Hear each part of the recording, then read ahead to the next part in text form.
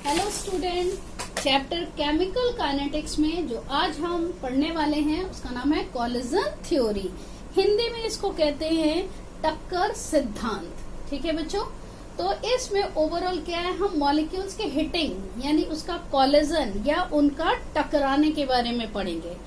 तो मान लीजिए अगर कोई दो रिएक्टेंट हैं जैसे ए और बी, ये ए के मॉलिक्यूल है, ये बी का मॉलिक्यूल, आपस में डायरेक्टली ऐसे ऐसे आके इनकी हिटिंग होती है या ये टकराते हैं या कोलिजन होता है, तो क्या होता है बच्चों कि कुछ ऐसे मॉलिक्यूल्स क्रिएट होते हैं जिन्हें हम कहते हैं एक्टिव मॉलिक्यूल्स।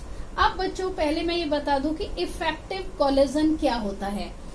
हर मॉलिक्यूल जो आपस में कोलिजन कर रहे हैं, जरूरी नहीं है कि वो जो उनके बीच में कोलिजन हो रहा है वो इफेक्टिव हो यानी कि प्रभावी हो, लेकिन जब भी मॉलिक्यूल्स आपस में टकराते हैं तो कुछ कोलिजन ऐसे होते हैं जो इफेक्टिव होते हैं, जो कि रिएक्शन के लिए रिस्पॉन्सिबल होते हैं यानी कि उत्तरदायी होते हैं। अब इसको आगे समझने से पहले बेहतर रहेगा एक वर्ड को समझना, थ्रेशहोल्ड एनर्जी। हिंदी में से कहते हैं देहली ऊर्जा। थ्रेशहोल्ड एनर्जी क्या होती है?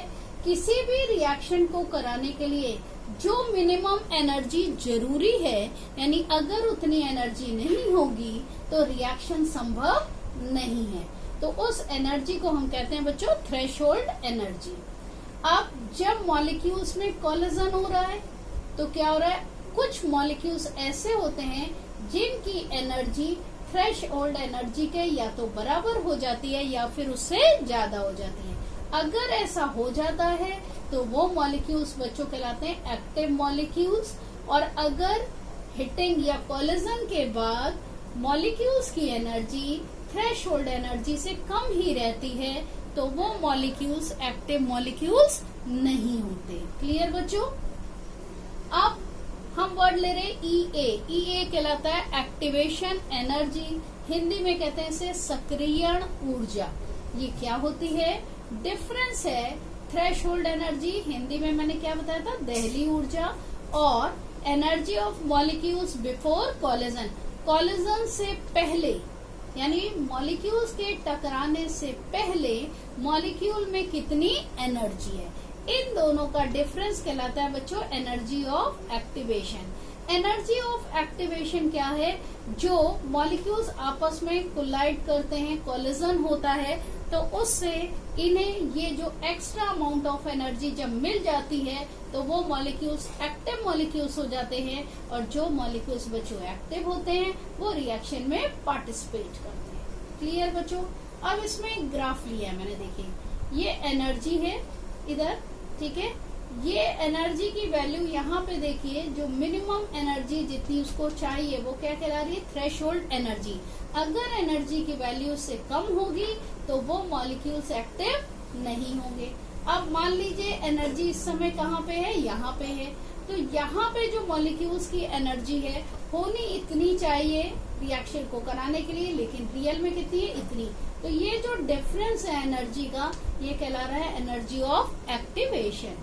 और बच्चों याद रखिएगा, जब भी हम रिएक्शन में कैटलिस्ट इंसर्ट करते हैं, उत्प्रेरक मिलाते हैं, तो उसका काम क्या होता है, एनर्जी ऑफ एक्टिवेशन की वैल्यू को पहले से कम करना। फिर से सुनिएगा, बहुत इंपॉर्टेंट है, कॉम्पिटिशन में बहुत बार आया है कि पॉजिटिव कैटलिस्ट की प्रेजेंस में एनर्जी ऑफ एक्टिवेशन में क्या चेंज आता है, तो बच्चों याद रखिएगा उसकी वैल्यू कम हो जाती है। एनर्जी ऑफ एक्टिवेशन क्या है, डिफरेंस है उतनी एनर्जी जितनी रिएक्शन के लिए जरूरी है, और ये वो एनर्जी जितनी रियल में मॉलिक्यूल्स के पास है।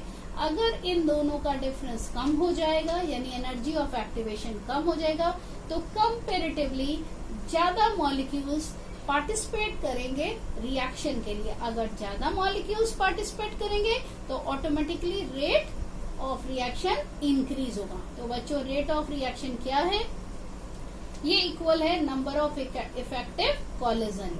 बच्चों विद इन शॉर्ट हम फिर से रिवाइज कर लेते हैं। कोलिजन थ्योरी में मेनली क्या हो रहा है, मॉलिक्यूल्स की हिटिंग यानी कि टकराना हो रहा है, लेकिन फिर से बता दें मॉलिक्यूल्स जब तक आपस में टकराएंगे नहीं तब तक रिएक्शन पॉसिबल नहीं है।